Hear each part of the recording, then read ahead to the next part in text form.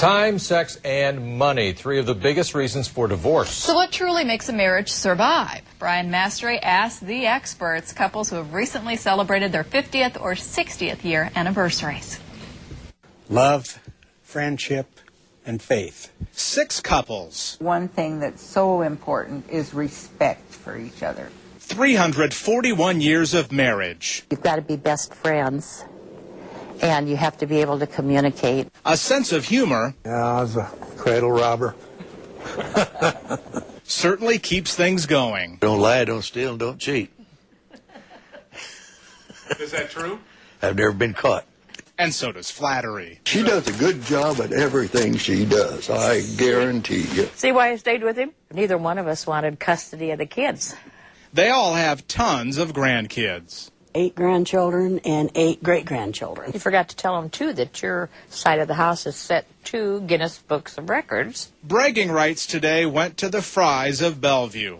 On his side, in one family, 11 of them passed 50 years of marriage.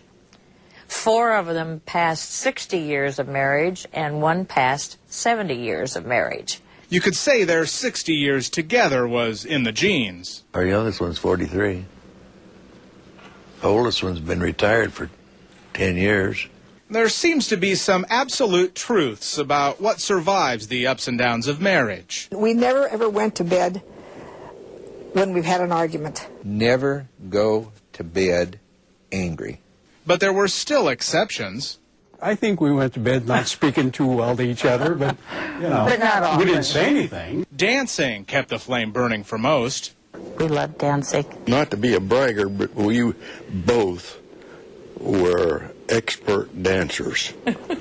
Ailments or the threat of having your toes run over prevent jitterbugging today. I do everything you can do except go upstairs.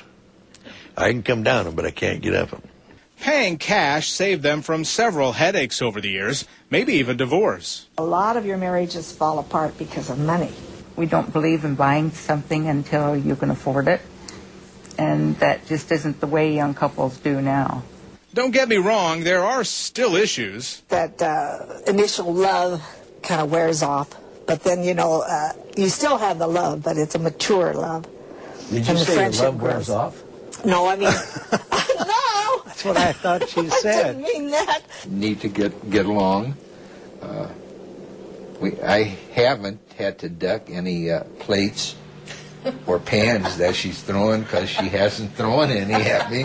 No matter how you look at it, it's a lesson on true love. Don't get so busy in your life that you don't stay very close to each other.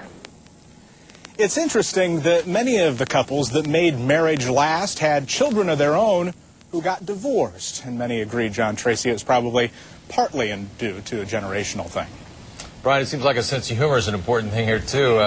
What about these couples who have been married so long? Do they give advice? People come to them? Well, a lot of the advice that they give you heard there, but they said they only give it if they're asked. Fair enough. And one way to get into the Guinness Book of Records, I guess that one guy and his family, huh? I know. I thought you get into the record book as his great uncle by just having 17 children. That's good for me. You know, we've talked about it before, but truly one of the greatest accomplishments that you can have, these people have managed to achieve. They So sure have. thanks for the story, Brian. You're welcome.